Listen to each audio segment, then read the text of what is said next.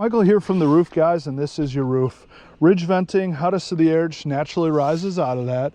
This is a system called Cobra. When the wind blows, it actually creates a centrifugal force to help pull the fresh air from your soffit, hopefully bring down the temperature of your attic. We're going to be replacing all of that. Got a 2x4 skylight. This one appears to be a newer one. So I don't believe there'll be any issue with resealing it. As long as you're not feeling any heat transfer inside the house, let's try to reuse this. The replacement is about a $1,500 cost through Velux. Excellent skylights. But if we can reuse this, I say let's try to do that.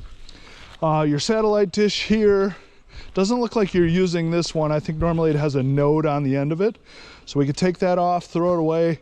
If you are reusing this one, you'll want to call the company back out that originally installed it and install it after the roof. It won't void the warranties. We just do not reinstall those on the roof. A lot of people have switched to a ground mount also. A lot of leaf buildup in your gutters here.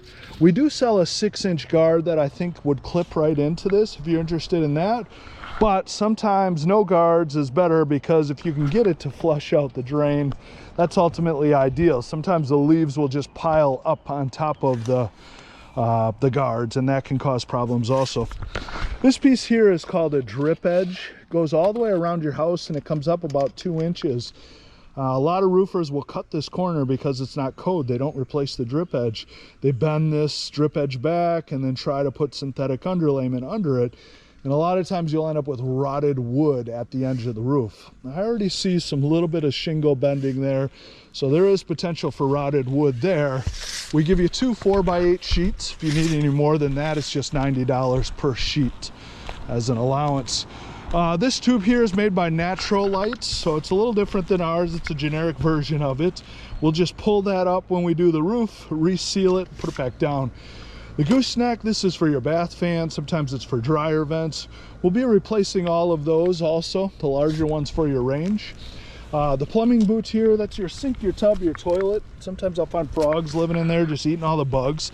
The ones that we replace it with will be a bullet boot. It'll actually have a guard on top of it to help keep some of those creepy crawlies out. Another dish here, same thing. If you're still using it, they'll have to come back out and mount it.